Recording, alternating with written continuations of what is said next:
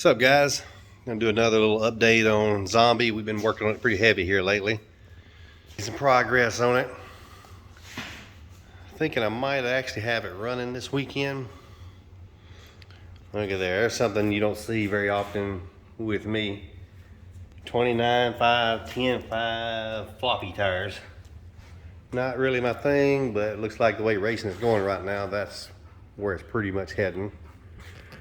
Well, we had to redo the parachute setup on it. Apparently, hatchback type cars have some really weird air stuff going on the back of them. I've had the car rip the whole chute bracket off of it several times because somehow the chute cord comes back onto the car and wraps around the launcher and actually just pulls it off the car. So we're going pure vertical. We're going to fire the chutes up right up into the wing, so hoping it's gonna catch it and take it out and hopefully not tear anything up anymore. So I've been working on the wiring, almost got the wiring done.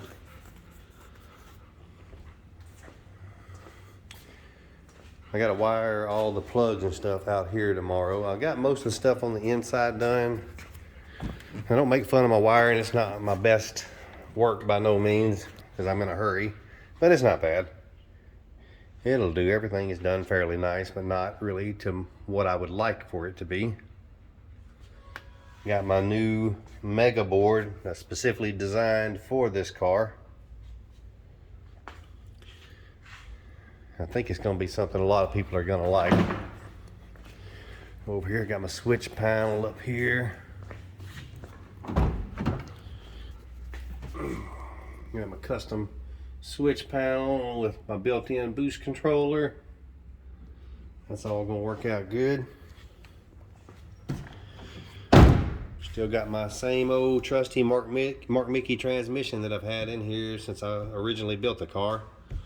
Never had anything done to it, but it just keeps on going. All the motor stuff is ready to go. All right, I'm gonna show y'all a little something. You know, I've always got something different to make y'all scratch y'all's head and just say WTF.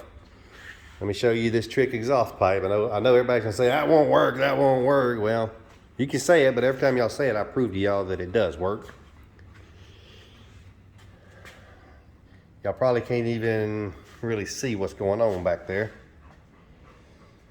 but I didn't have the room for a pipe just to make a 90 out of there because it's so tight. So I took a donut.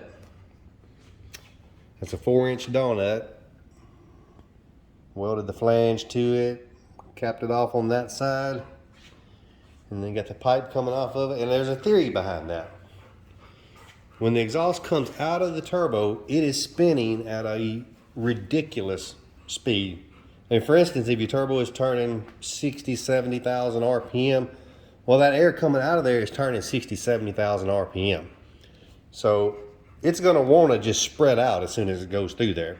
So my theory is, with this donut in there, as soon as the air comes out, the exhaust comes out, it's gonna be spinning, it's gonna get to freely just shoot straight out the side and go the direction that it's wanting to go. And it's still going to be like a tornado coming out of there, so it's going to follow this pipe pretty good. It's going to spin out of the housing, come into this, it'll get to expand really fast, and then sling straight out this pipe. So it looks weird. Some people may say, that won't work, but in theory, I see no reason why it won't flow just as good as a 90-degree pipe coming out of there. Because if you think about it, if that air is coming out and it's spinning at that high of a rate, so it's got a centrifugal force that even if it comes straight out of a pipe, it's going to have a lot of friction on the outside of just a straight pipe, because as it's coming out with that much RPM, I guess you could say, it's going to be putting a lot of friction on the outside of a pipe, so it doesn't necessarily flow good even if it comes out of a straight pipe. I mean, that's the least amount of restriction you can get, but there's still a lot of restriction there. But my theory is it's going to come out and get to expand super quick and hopefully just spin around and go straight out the pipe. So be interesting to see how it does. I think it's going to work fine. I see no reason why it won't. But there's only one way to find out if something works, and that's just to try it. And y'all know me. Y'all know I will try some crazy shit. I don't care. But that's my trusty DR-headed 427. I'm actually quite impressed with how this motor has been running. It's been running really good. I mean, I had it in my Trans Am. It's the same motor out of my Trans Am. And my Trans Am weighed almost 3,600 pounds, and the dang thing was running 5.0s without even barely breaking 20 pounds of boost. So this car with this engine in it, I'm thinking, I'll have to weigh it and see. It's ready to almost, well, I got to get the front end on it that I can weigh it, but I think it's going to come in around the 2,800 pound range with me in it.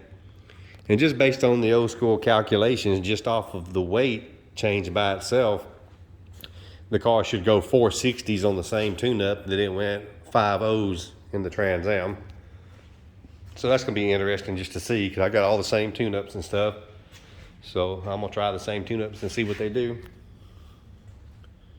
But it's almost ready. I hope I can get it cranked up this weekend. And then maybe tie up some loose ends during the week. And maybe even hit a track next weekend with it.